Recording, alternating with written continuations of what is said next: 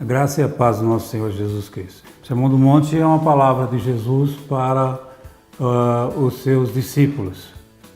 E nós gostaríamos de começar falando sobre as bem-aventuranças. Bem-aventurança quer dizer alegres, extremamente alegres ou felizes. O versículo 5 diz: bem-aventurados os mansos, porque herdarão a terra. Bem-aventurados ou alegres, extremamente alegres os mansos, porque herdarão a terra. Manso quer dizer padecer sem se deixar levar pelo espírito de amargura. Nesse mundo nós vamos ter várias aflições, nós temos lutas, nós temos dificuldades, mas nós temos que nos manter sempre numa postura cristã. Em todas as situações há exemplo de Cristo Jesus.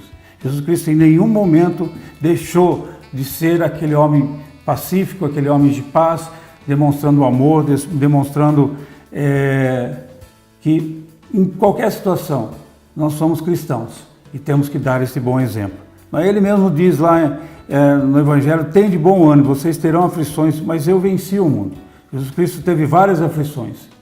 Foi enganado, foi entregue, traído, enfim, negaram, acusações erradas sobre ele, enfim, uma infinidade de coisas. Mas ele se manteve como um verdadeiro Filho de Deus. Isso não quer dizer que nós não vamos lutar pelas injustiças, porque Jesus Cristo também lutou pelas injustiças. Nós temos exemplo lá na entrada do templo, quando estavam vendendo, ele chegou lá e botou todo mundo para correr. Não é? Mas mesmo nesse momento, eu tenho certeza que aqueles que estavam lá, que estavam olhando para Cristo, estariam olhando e vendo o amor dele, o cuidado dele para com as coisas do Senhor. E assim nós temos que lutar também contra os enganos, as mentiras desse mundo, mas sempre demonstrando um amor cristão, sempre se entregando de uma maneira de levar a paz e dar continuidade, de uma maneira que as pessoas sintam que aquilo que nós estamos fazendo é para o bem delas. Versículo 6 diz: bem-aventurados os que têm fome e sede de justiça, porque eles serão fartos. Bem-aventurados ou alegres, extremamente alegres, aqueles que têm fome e sede de justiça. A busca da santificação, de um estado de entrega que nos leva cada vez mais perto do Senhor, deve ser tal em nossa vida como a busca por alimento ou pela água para matar a nossa sede. Nós nos esforçamos, nós nos trabalhamos para que possamos ter o alimento em casa. Nós até temos muitas vezes até demais, mas assim deve ser o nosso sentimento com relação à santificação, buscar a justiça de Deus para as nossas vidas, para que elas saia de nós e consiga alcançar o coração de outras pessoas. Se buscarmos com a mesma intensidade e buscamos alimento ou a água para matar a nossa sede, para saciar a nossa sede, nós buscarmos a justiça de Deus, nós vamos ser fartos. É promessa do Senhor. Reparem que em toda a bem-aventurança tem bem-aventurado aquele que, mais no final, tem uma recompensa, tem um consolo, porque assim é o nosso Deus, assim é o nosso Senhor. Versículo 7 diz: bem-aventurados os misericordiosos, porque eles alcançarão misericórdia. Alegres, extremamente alegres os misericordiosos. Lá em Mateus 18, de 21 a 35, na palavra do credor incompassível, Jesus nos ensina que aqueles que recebem misericórdia estão na obrigação de demonstrá-la, pois se assim não fizerem, receberão mais severo julgamento. Eu gostaria de ler agora Mateus 18, de 21 a 35.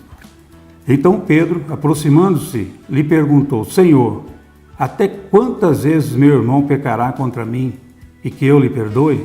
Até 7 vezes? Respondeu-lhe Jesus: não te digo que até 7 vezes, mas até 70 vezes 7.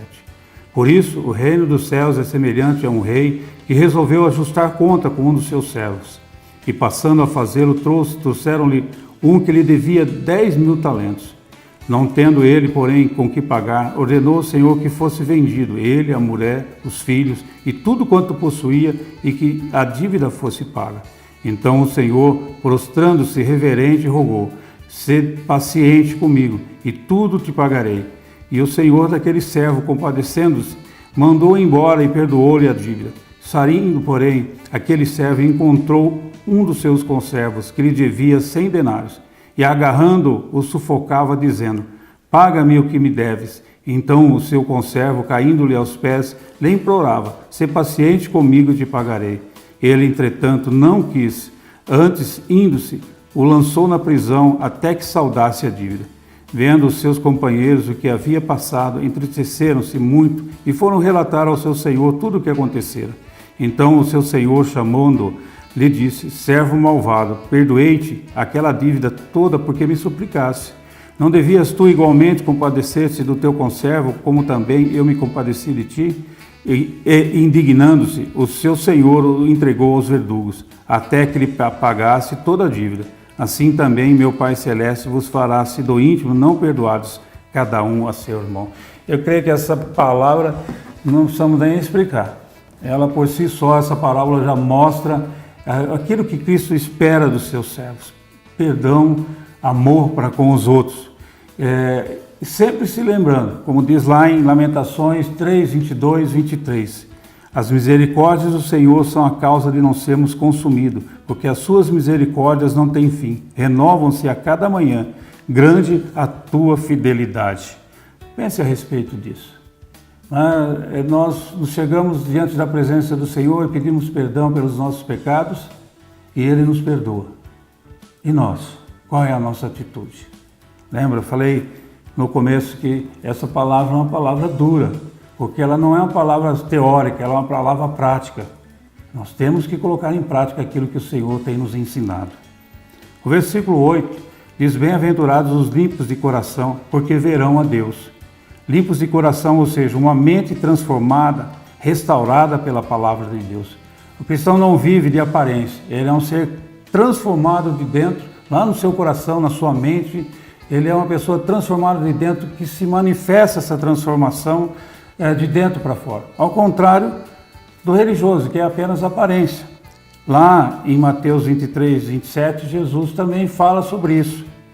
Quando ele questiona os fariseus, quando ele questiona a religiosidade das pessoas. E ele diz lá em Mateus 23, 27, ai de vós, escribas e fariseus, hipócritas, porque sois semelhantes aos sepulcros caiados, que por fora se mostram belos, mas interiormente estão cheios de mortos e de toda imundície.